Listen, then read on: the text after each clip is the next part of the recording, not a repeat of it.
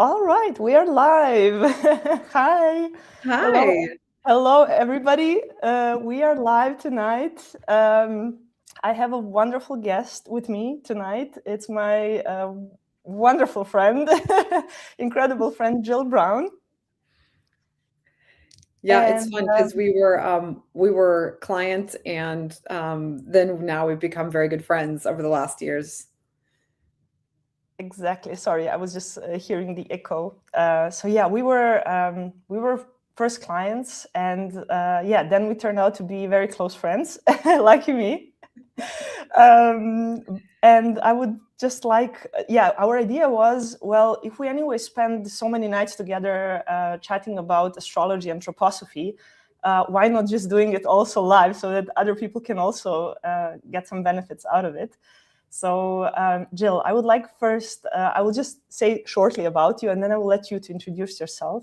Um, Jill is and most of all, like I said, wonderful friend and a evolutionary astrologer, which is quite, how to say, different from what you normally know under astrology. And I will let Jill explain a bit more to you what evolutionary astrology is. But it was for me a pivotal point in life, and I can really claim publicly that I wouldn't talk publicly about anthroposophy if it weren't you, Jill, and our work together, because the session with you that I had was life-changing, and it gave me so much insight and input into my soul's evolution that I just felt propelled to go out in the world and start speaking about spiritual science, about anthroposophy, and yeah, now teaching in a certain way. But yeah, I'm first and foremost researcher. But then yeah, at some point that I also started to teach, and it's really like you were one of the pivotal, the most pivotal moments in my life when I met you. And when I announced our live, I also said that we have also one big thing in common, which is the word scientist. In our past lives, we used to be scientists, Yes. right? Although Yes. we're still. It just now enriches, so to say, our current activities in a different way. So yeah, Jill, please, if you like, in a few words, tell us about your story. How did you? Okay, I will say the buzzword. How did you turn from a NASA scientist to evolutionary astrologer who really changes people's lives and actually makes us even closer to the stars, because now we know that stars are actually within us. So, Yeah. yeah, please, stage is Yeah. yours. Oh my goodness. Thank you.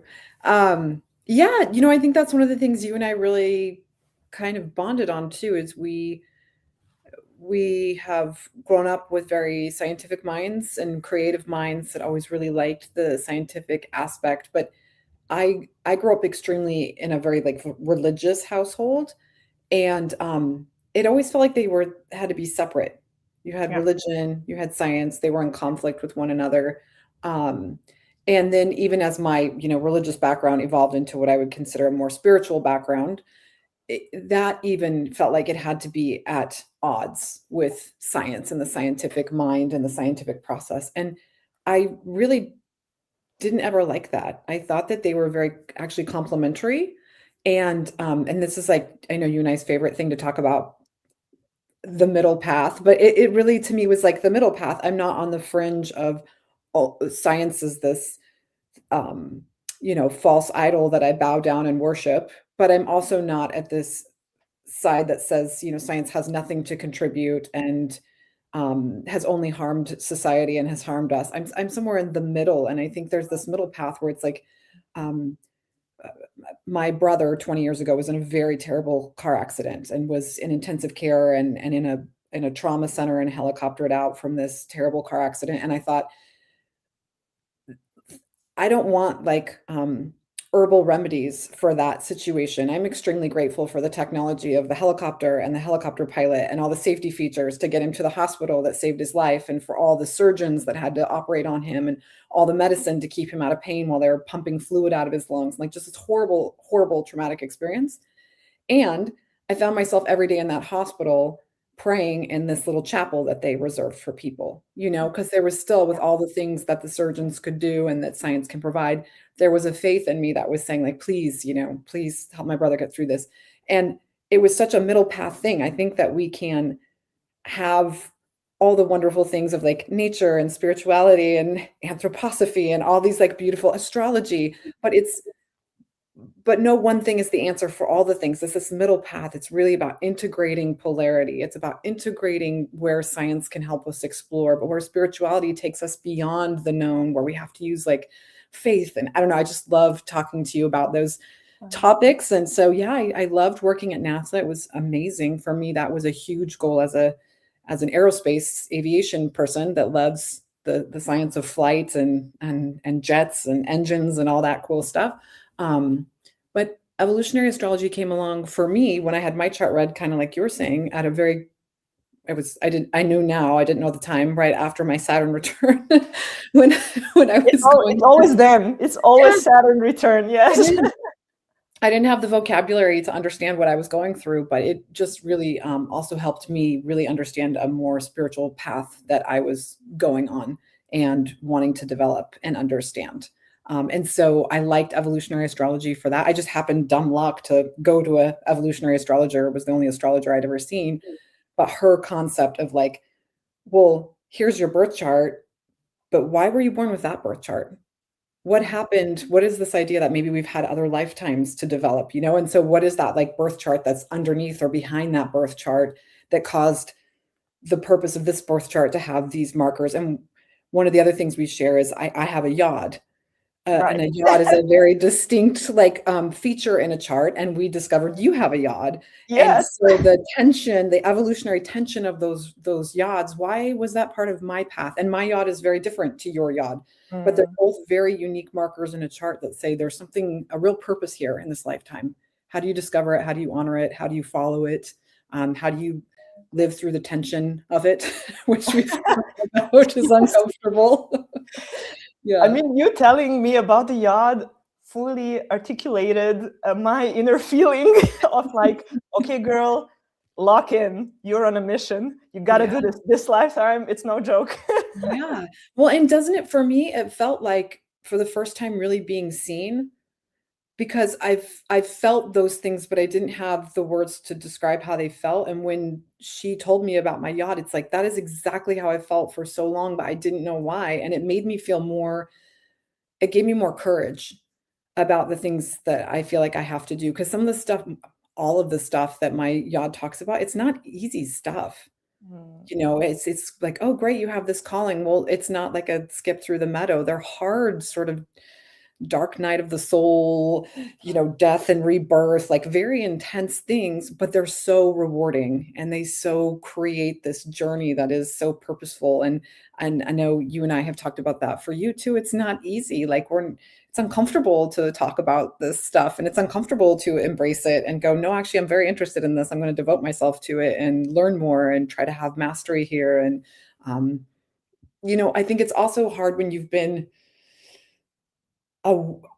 down a path or like a certain kind of way. Like I was like the scientist and the NASA girl, and that's like my identity. And so it was also very hard to like pivot that identity and understand that there was more to me.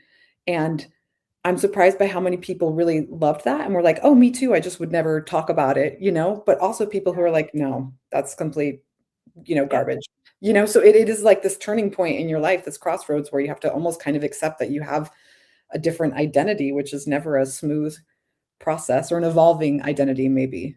Yeah. Wow. Yeah. Oh, absolutely. I totally felt your words when you said like, yeah, how to find the middle path between natural science and spiritual science. Yeah. You know already Steiner. I know because of you. You're my, so this is, you know, you were my astrology client, and then now I'm your anthroposophy. I know all the things. I'm so interested now because of all the things you share with me, the wisdom. Yeah, I mean, thank you. And I'm so glad. Yeah, this is really such a wonderful gift of meeting you, and also having this deep friendship where we can exchange all our gifts, so to say, very freely. But yeah, I wanted to say Steiner was always pointing out that natural and spiritual science are complementary. They are literally just the different side of the same coin and should collaborate, right? And so I have to say, like, what I really loved when I recognized, when I found you on Instagram and saw your work, it is this incredible grounded approach that immediately attracted me towards you, because, you know, whenever we use spiritual tools, and astrology is definitely a spiritual scientific tool, absolutely it is, there can be sometimes within people this ungroundedness, you know, and I felt within you immediate this like grounding approach, this very much, okay, we have this like very super sensible knowledge, but you knew how to translate it into very grounded action and the practicality. And I remember when we did the reading, one of the reasons why this approach in evolutionary astrology attracted me is that it acknowledges the reincarnation, right? And the soul's journey from one lifetime to another.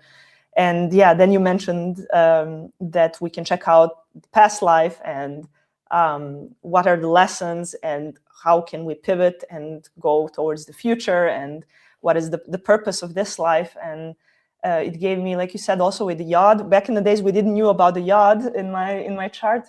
But we knew things such as out of bounds Uranus, and we will talk about this now. I really wanted you to tell us about it, because it's such a hidden gem, and probably a lot of people are not even aware of that. And it's so interesting that some parts of your chart, you're going to see them when you're ready. Like I was then ready, because even though before you I had astrological readings, but never like so deeply like with you in that way that you could really see this urge of my soul to connect with the supersensible world, right? Which is really embodied by Uranus and this like, you know, being plugged in on the higher mind, or like at least trying to become that, you know, it's a whole life's journey to become that. And so, yeah, I just wanted to say that was really incredible insight for me to learn that in this lifetime, my task is to speak up, to don't hesitate to share really my story without any hesitation, that I have full support in that way.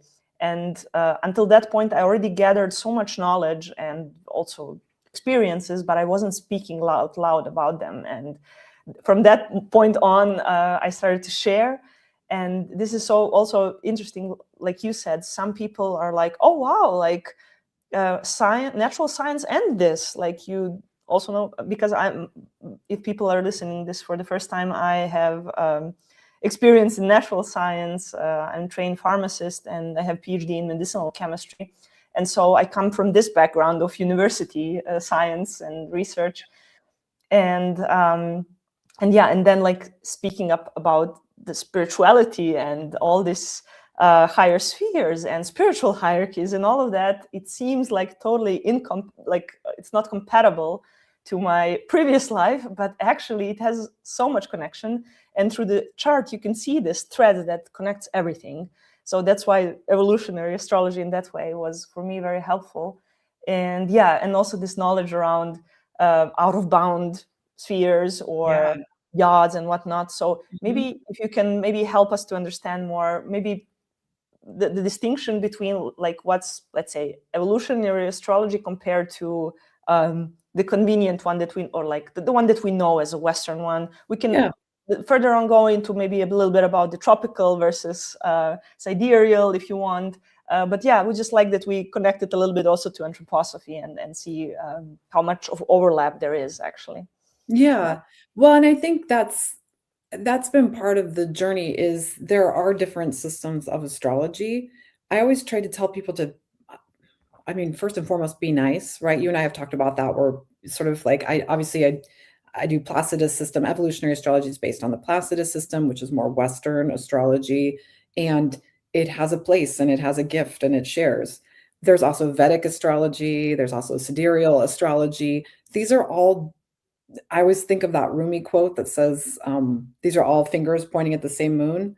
Right. Whichever one calls to you and helps you discover the essence of yourself, makes you feel optimistic, makes you want to try to be a better human being on this planet, that's the one to start with, right? And you and I have even talked about, when we get really down the rabbit hole of our nerdiness, about maybe at some point I'll outgrow Western astrology and I will go to sidereal astrology. I've been reading the Robert Powell books that you've sent and wanting, yeah. Incredible astrosophist, or like there is a cool Yes. discipline called astrosophy, by the way, for the people who are listening to this. Yeah, They go and the down the history of rabbit the hole. zodiac, I mean, that's a dense piece of material that I'm slowly making my way through, but it makes sense. It goes all the way back to ancient Babylonia and how the Babylonians tracked the stars.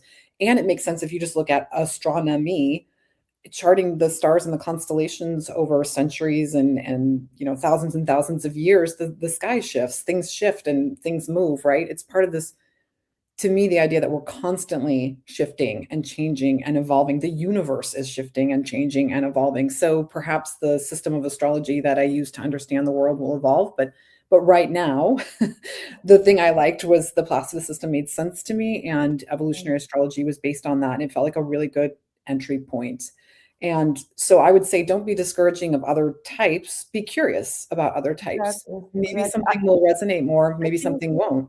Right. I think we also once agreed, or we heard also these perspectives, that Western and Eastern astrology, more or less, are just different perspectives of the soul. Let's say more. The one is more soul-centered. The other one is more like higher self-centered. Mm-hmm. So there are different discussions, but they are both very on point. Like every time you get the reading from really good Western astrologers such as yourself, it's point on. Like you definitely gave me the insight inside of my soul, as well as some Vedic or like sidereal Yes. chart reading. So yeah, they're very much compatible. Yeah, absolutely. And they're fascinating. And why would you not want different perspectives and different really good teachers that can show you different things about yourself? Yeah, right. Right. So why not explore that? But I also think, and I know it's funny because we've talked about this too, sometimes we all need an entry point though, right? Like sometimes I cringe at my early astrology work or my early astrology things that I've said but you have to start somewhere. I used to work for this really entrepreneurial startup company when I lived in LA.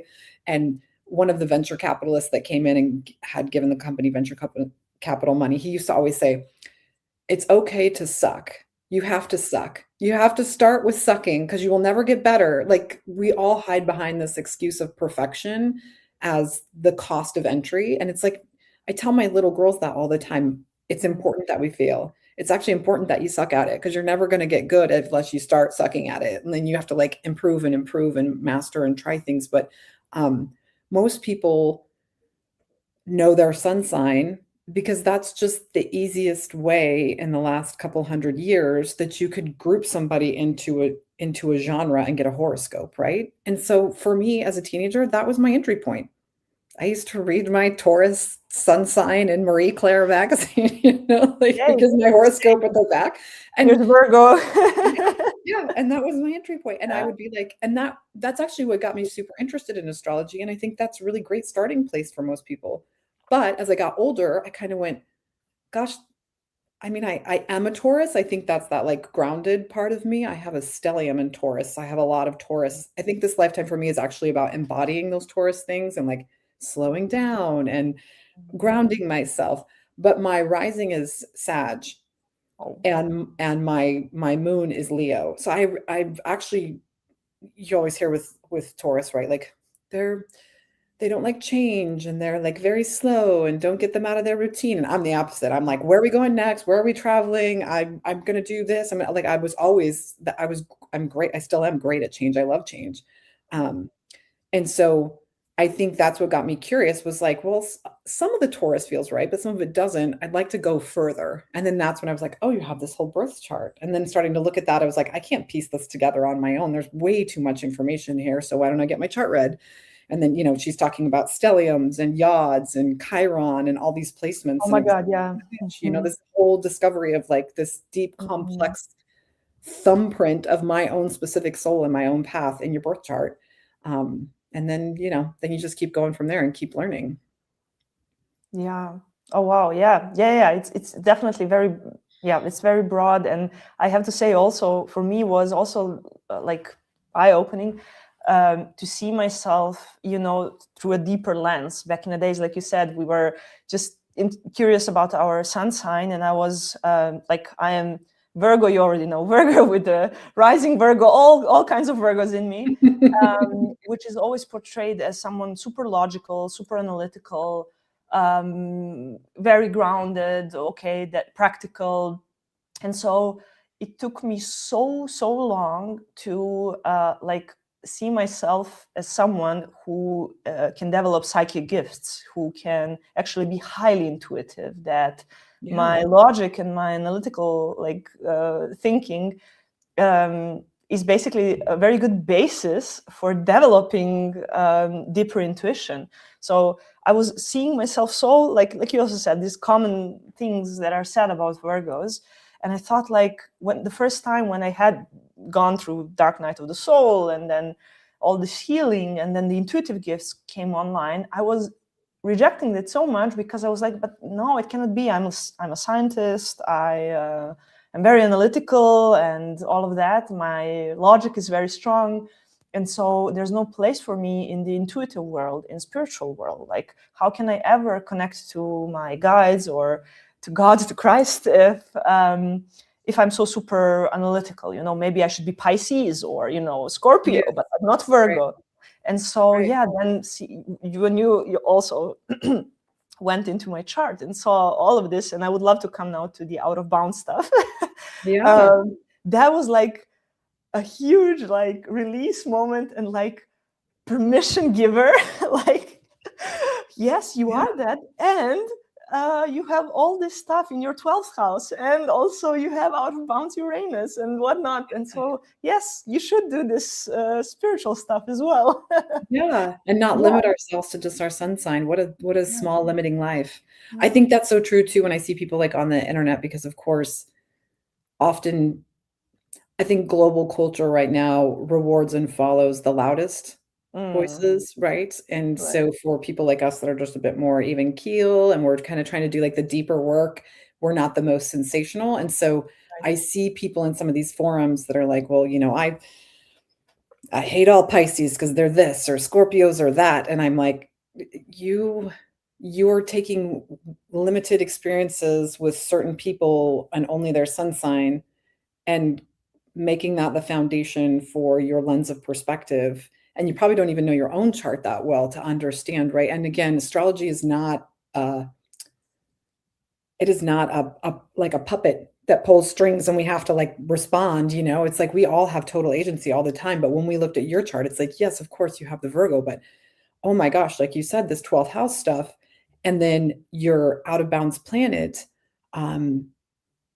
your out of bounds Uranus is like it's glyph. It's like a literal sort of satellite, you know, before glyphs even knew like what a satellite was, right? Like Uranus was discovered in the 1800s. We didn't have satellites in space then, but the glyph looks like a satellite, and it's your, you know, divine connection there between this practical, analytical, structured mind, which is a very wonderful thing to have, an application system for the spiritual. But you have this conduit through this out of bounds Uranus that wants you to embrace this radical thinking and embrace this different ideas and recognize your own genius and recognize the genius of these philosophies and systems that are so different than maybe what you originally were exposed to as a kid, right? But you have that groundbreaking genius. And I think that Uranus is that, like, again, I think of it almost as like a satellite, you know, where it's like I'm able to like receive these messages and translate them in this very unique way. And you had so much of that between that and your other, you know, chart markers. So it's like, yeah, permission to embrace a much more complex person. I always like to think too, like in some people's life, in some people's life story, I will be, you know, a friend or a hero or a good person. And in other people's life story, I will be a villain and a terrible person. And I think of our chart the same way. Like we have all that spectrum to be any kind of version of that we want to be. There's so much nuance and complexity to our chart, just like to us. And it's if we keep trying to choose the higher harmonic of whatever those aspects are in our chart to like live them better, to do it better, to integrate it more, to understand, like you said, the two sides of the same coin, right? Right. light and dark are the same, really. It's just extremes, you know? So I don't know. I just love that stuff. Exactly. I love the complexity.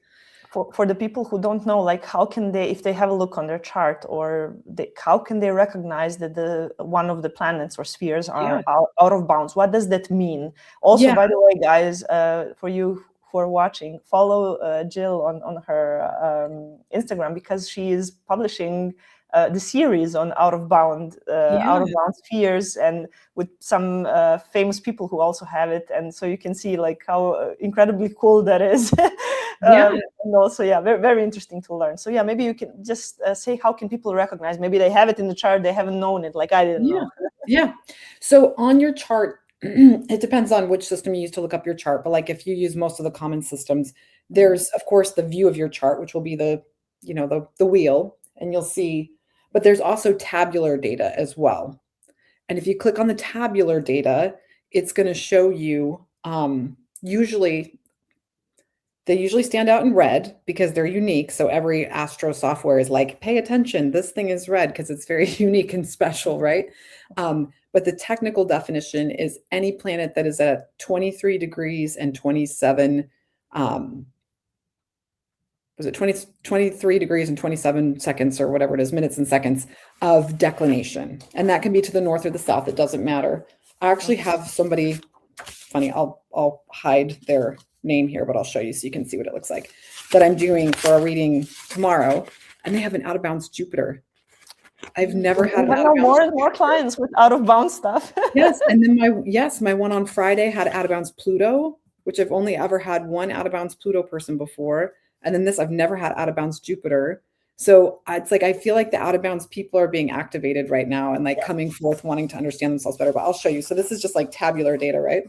Yeah. And if you see here, do you see how it goes 23 degrees, 29?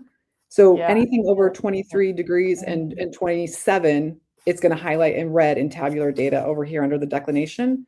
And that's what you're looking for, is those actual numbers that say 23. Otherwise, you won't see it on the circle chart. It won't stand out. Yeah. But you have to look at the tabular data, and anything that's over 23 degrees and 27 seconds, I think it's called minutes, seconds. I'm getting all jumbled, but that's what you're looking for. And usually it's highlighted in most software as being red to call out that it's special.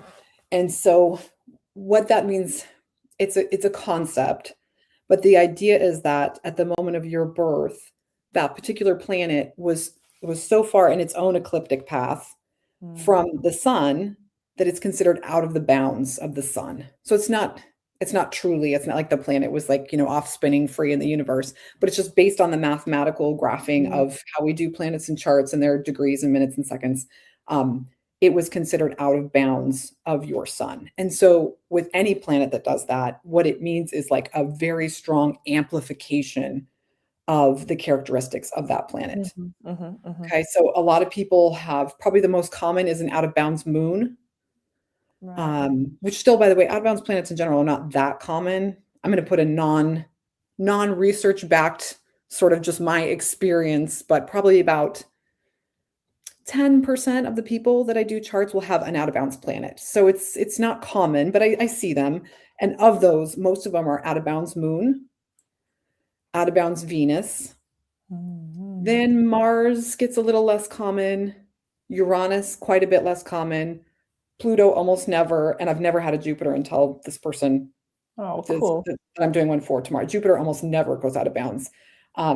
It's gone out of bounds, I think, 6 times in the last 100 years. And it will again, I think in 32, I'd have to look. And then it won't for like 10,000 years or some crazy long time. Like Jupiter almost never goes out of bounds. And so whatever the tenets of that planet are, they're like extremely amplified. So let's talk about, your Uranus. What makes you unique? What makes you different than everyone else? What makes you, Uranus is our place that wants to kind of be the rebel or the revolutionary. And that's where brilliance comes from. People who are willing to say, this is how everything is. What if it was different? What if we tried something different? What if there was something else?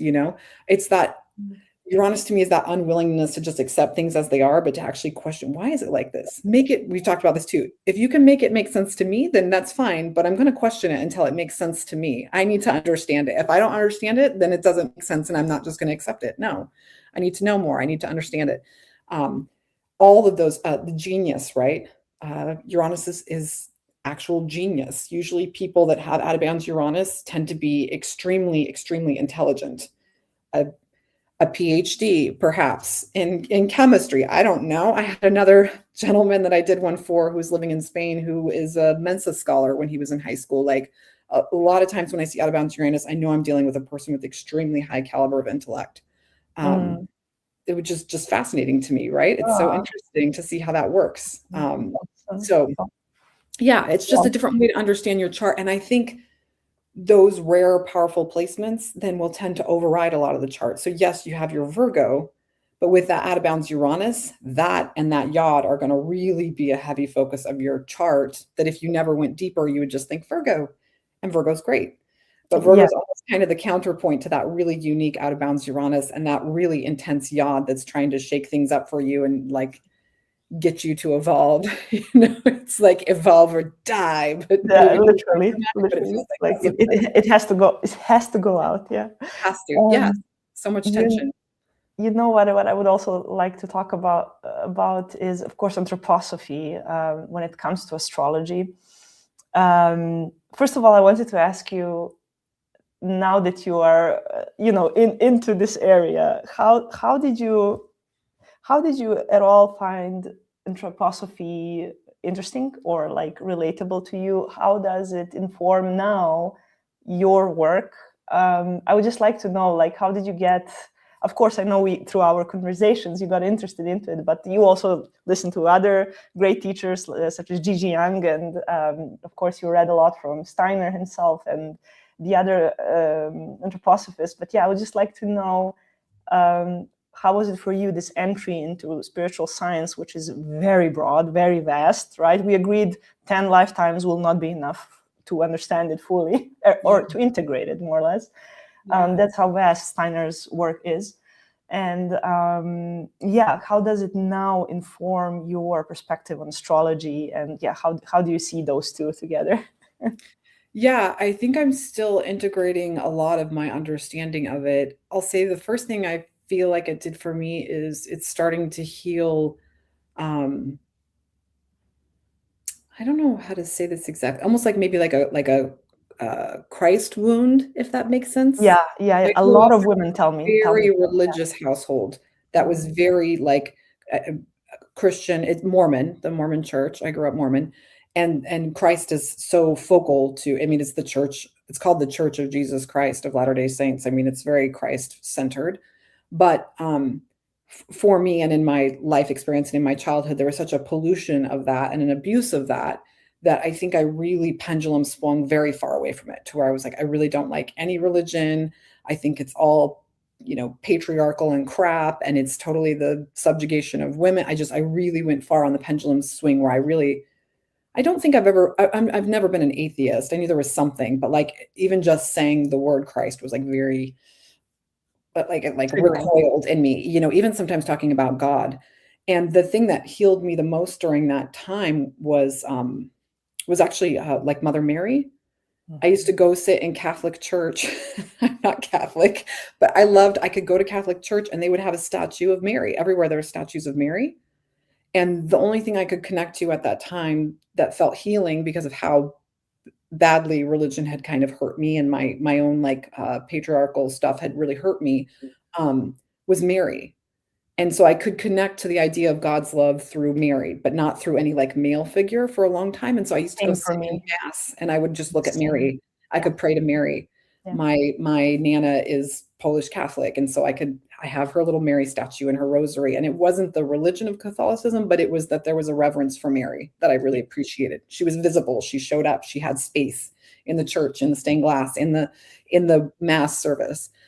And as that healed over the last probably 15-ish years, when you actually because I had never heard of anthroposophy or Gigi or any of this, when you started introducing me to those textbooks and teachings and Steiner over our conversations over the last, year and a half, it started to feel like a healing of that, where I'm like, okay, there is a place for, God in astrology. There is a place for Christ and Christ consciousness in astrology. I think it's helped me to kind of heal what was a very deep wound of sort of religion, and not, what's the saying, throw out the baby with the bathwater, right? Like the idea, I don't have to throw it all out. I can recognize that there is a lot of corruption and people that did not use those concepts correctly, but it doesn't make it all wrong or all bad. And it feels really good, like a kind of a coming home. And so I like that. And then now I'm looking at it differently. Like in evolutionary astrology, it's these planets as aspects and integration of ourself. But now as I'm getting deeper into anthroposophy, it's like, what if these planets are aspects of our spiritual growth, our spiritual evolution, places we've come from and journeys that we go to next, our soul journeys through. So I'm really trying to start understanding that. It's really like breaking my brain in such a cool way, you know? But I really like it. In fact, I read a book last year from a woman who is a past life regression she does. Mm-hmm. But she talks about when she has people under past life regression, that a lot of people remember planets, regressions on other planets. And I remember when I read that, and that's before you and I were talking, I was like, well, that's a load of hooey, you know? And now I'm reading it and I'm like, maybe not, right? Maybe they do have some core memory of an experience on Jupiter, or, you know, like a soul level understanding. And so it's starting to come together for me in a different way than I think I would have been open to exploring or understanding before. Atlantean, Lemurian, all that stuff to me was very like, that's a bunch of no. But as I'm conspiracy theory, right? yeah. But as I'm studying more now, I'm like, well, why? I guess my mind is more open to the possibility that there's more that I understand, because every time I go a little further, it unlocks more understanding. And I'm not so stuck in this like little place that's like, no, this is how I know the world. I have a more curious, open mind, and I like that. And I feel like astrology helped me cultivate a more open mind.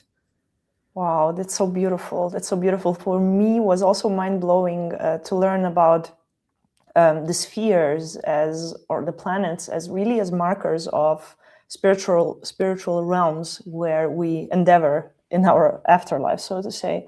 And basically that our experiences in those realms or in those spheres can be also tracked through our chart, right? And also Edgar Casey, one of the greatest psychics ever, that you That's also right. Edgar Casey was our starting point, me and you. Exactly, a starting point, because you were I was stationed you right were by referencing Casey, and I was like, wow, he's referencing a great psychic. So like, and he's great work on planetary sojourns and how the soul travels from one sphere to another, and basically looking as the spheres as something very much alive, full of spiritual beings that we call angelic hierarchies and whatnot. So completely different concept from looking at planets as something dead, or like pure gas, pure mineral, or whatever. I mean, yes, in physical realm, but we learn through spiritual science that basically there is a lot of life and a lot of, how to say, aliveness on those spheres, but in the spiritual realm that we can only access through our intuition, right? We cannot see it with our physical senses, because physical senses are only for the planet Earth, where we are right now. But if we want to access the knowledge and the experiences of other spheres, that has to be done through our own memory, through our own intuition. Those are different set of skills, right? So like you said, also people that go into regression or have certain like visions or memories that come up from other spheres, they're absolutely legit. It's just like, what's great about spiritual science is that it gives you a very good system that you really then can understand what you intuitively experience, so that it's not, where people tend to go is thinking about, aliens and stuff like that, versus this kind of setup gives you a bit more of like holistical, spiritual, like perspective on where our soul goes and what we experience and whatnot. And so yeah, that was also for me then, when I got from you the reading, or when I think about the planets and spheres and certain aspects that we have around them, then we can think about like, oh, in my afterlife, I've spent probably a lot of time on Mercury and Venus because I have certain skill sets. And I mean, we do all spend time on those spheres, but I think that the chart can also be seen as our real-time experience on those spheres, that we can then, embody in our subtle bodies and then bring it on into the next lifetime. Yeah, and I think that's so true too, because we've talked about this from a spiritual perspective too, but like with, with physics, and we prove that energy doesn't die. It, it finds different forms of distribution and to continue on and recreate. Why wouldn't we as a soul have that same capacity to go through these different spheres of experience and reincarnation and whatever, and where do we go in between this life and the next? Even if you believe in reincarnation, well, what is that in between time? Where do we go? What do we incorporate? What do we learn? What do we experience? And then come back in for another opportunity, right? I love that. And I really love too some of the organization of like the spiritual realms and beings. I've had a lot of not a lot, but I've had a few really, really strong experiences with like a guardian angel before. And so I have my Nana I mentioned, who is Catholic. She's passed on. She passed, it was like 12 or 14 days before my first daughter was born. And so it was this very profound experience of me as like the most important person in my life passing. And then like a couple of weeks later, my daughter being born. And I think of her all the time as like an ancestor or a spiritual kind of guardian. Or if I talk to her still all the time. If I've had a hard day with my kids, I'll be like, oh, Nana, today was brutal, like, or if I've had a great day, like, oh, Nana, you'd be so proud of me today. Like I still talk to her like she's around. But I've also had experiences with a guardian angel. And I recognize now that those are separate experiences and separate entities, right? And like my Nana is this person who I think had such a deep love for me and me for her, that she, in some way that I don't still quite comprehend, we have access to each other, even though she's passed. But she's not the guardian angel of which I experienced a few times, like this very protective, loving, when I had to go through some very, very dark, healing of my own, where I literally like felt the envelopment of like a guardian angel that was, very loving and very protective and very much like, you're going to get through this, and you are held in the arms of somebody, even if it's not somebody in this physical realm. I felt very like cared for and that I mattered, and it got me through some really hard times. And so I appreciate kind of understanding those levels of mastery too, or starting to, I don't fully understand them. Like you said, I need 20 more lifetimes to incorporate all this, but the concepts give me the framework to understand some of the experiences that I've had. Right. It gives so much clarification and structure into the invisible world, because I mean, we see that we have this spiritual awakening globally ongoing since, I would say, since 60s and on. I mean, in this kind of global New Age movement, I'm not talking about small circles of theosophists and anthroposophists at the beginning of 20th century or like the late 19th century. I'm talking about these global movements that really came, I would say, 60s and then on, where somehow you have a lot of like receptivity and books and whatnot. Like people talk a lot about the spiritual experiences and all kinds of stuff, and energies, and there's universe, and there is manifesting, and there's whatnot, but like nobody can really explain you how exactly that works. How exactly is this universe looking like what's the structure? You hear about this 20 gazillion dimensions and whatnot, and you attract from somewhere, and there are like some good beings there and whatnot, but that are like from all these kinds of galaxies and whatnot, but there's like no real-time structure that or knowledge that really then initiates something in your life. Like you said, like it brought you certain healing. It's very transformative, because this type of structure corresponds with something that your soul already deeply knows.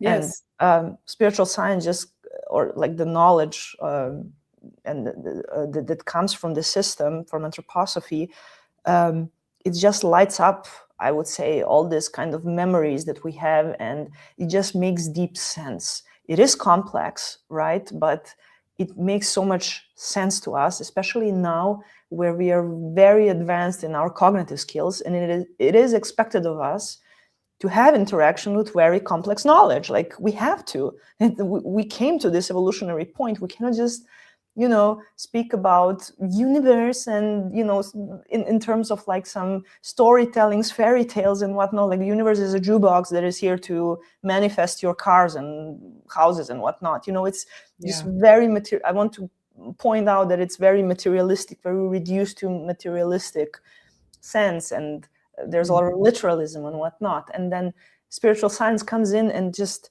washes all of that out. Yes. And just brings you the core, of course, with a lot of deep systems and structures, but that just makes so much sense. And it's funny how you don't have to wait 10 years to see transformation within you.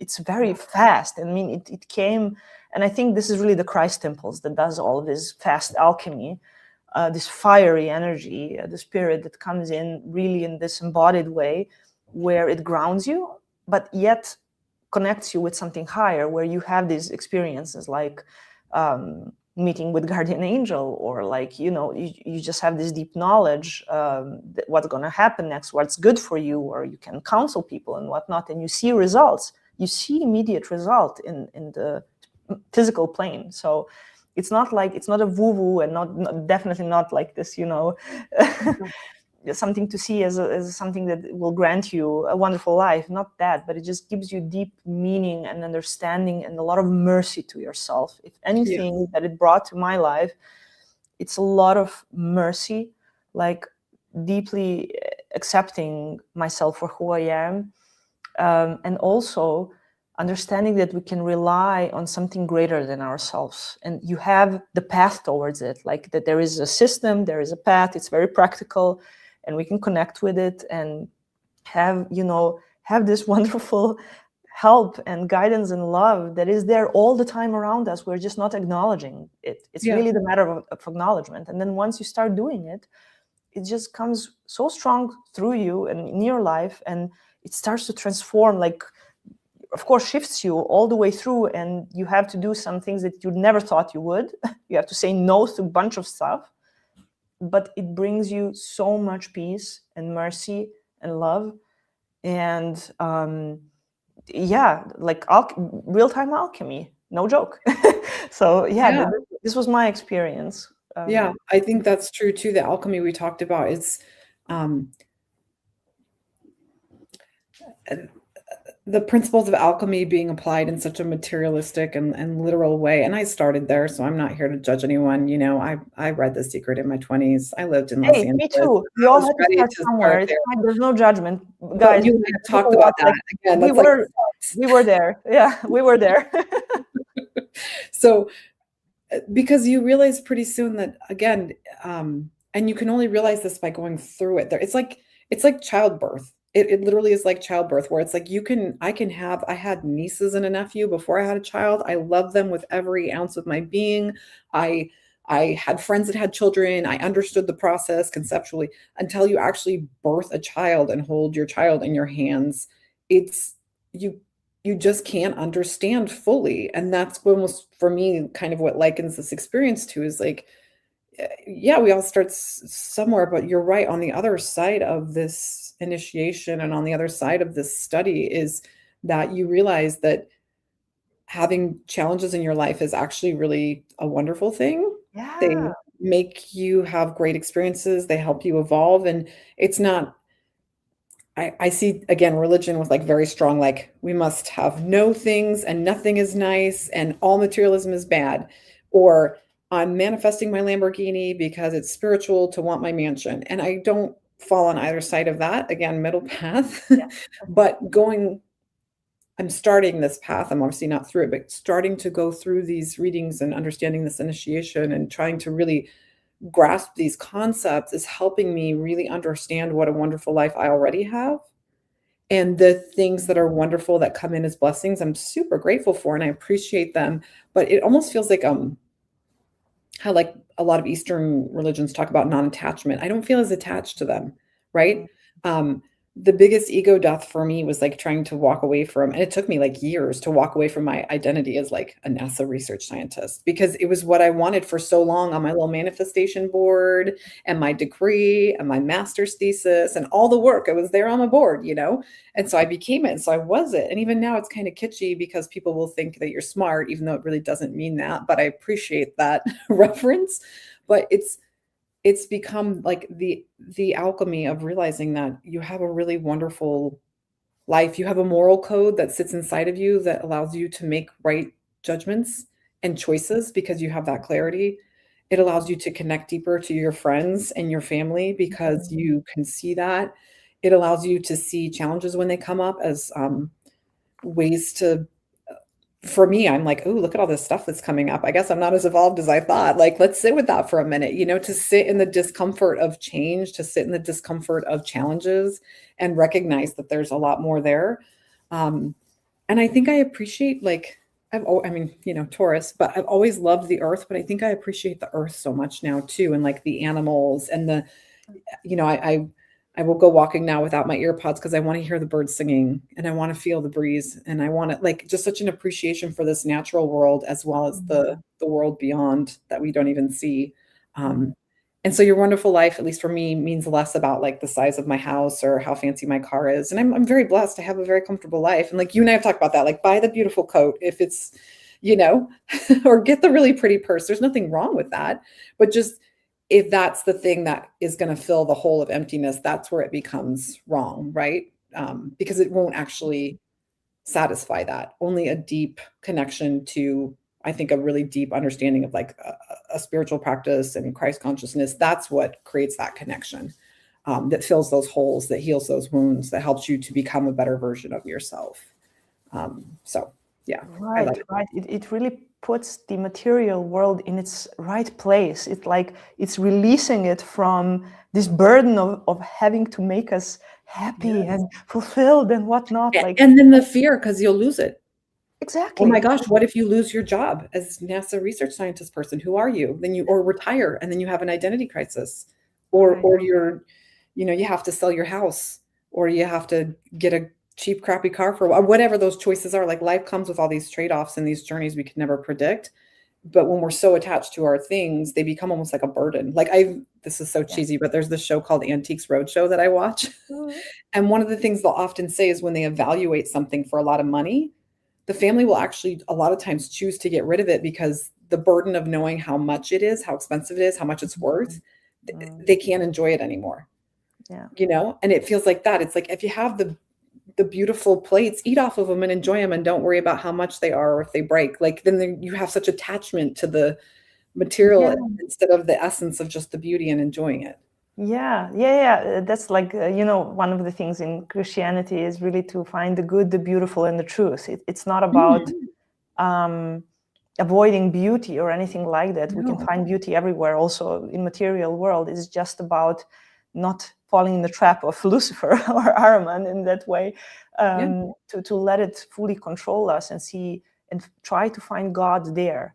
Basically, why we are so attached to matter is because we are seeking ourselves and God there. It's not there, you know, and sure, it expresses itself in a certain way through matter, but it's not all there is. And because we so divorced ourselves from spirit due to materialism and whatnot, we lost this connection, and therefore we cannot just put it into a right place where it can be, you know, ridden of this burden of having to fulfill all this humanity with happiness and foods and relationships and whatnot. I mean, when we say materiality, it's not just attached to food and you know, the I don't know, the cars and jewelry. It's also like people get very obsessed with possessing other people and whatnot. Oh yes. The control and the manipulation. Really, it really is that spiritual science, or like this esoteric Christianity, it kind of lifts it up a little bit, and therefore you can put it into a balance, like, you know, Christ does in Steiner's work, you know, like balancing Lucifer and Ahriman, or balancing spirit and matter. This is what we want to do, the middle path, right? Yeah. So Jill, we have a couple of minutes, or maybe 1 or 2 minutes more. I would like you, if you can tell to people, where can they find you? what's on your plate currently. How can they work with you? Yeah, I would just like to use this possibility to introduce you to more people, and they should definitely explore your wonderful gifts. Oh, thank you. Yeah. So the website, my website is 8stars.co, just CO. And it's spelled out like EIGHT stars.co.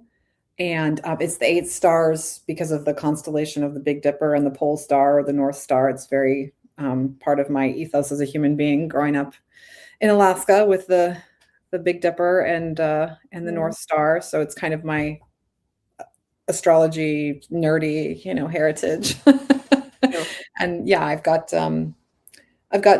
chart readings through there. And like I said, I think in the short term, it's wonderful. I'm very, very interested in out of bounds planets and Chiron. So I've been trying to do more in-depth stuff on my social media, on Instagram. I'm only on Instagram. I can't keep up with all the other channels. It's the only one I like.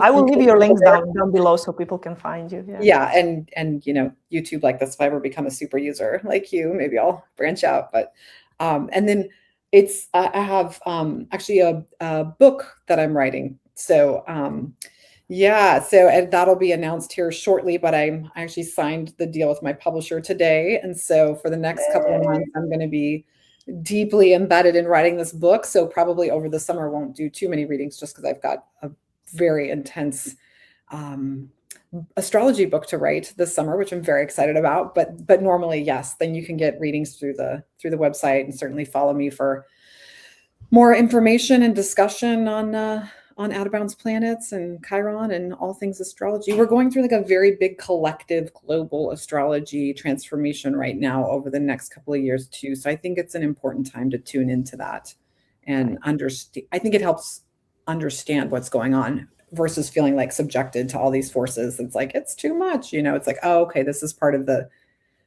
universe's plan for all of us to be going through this change.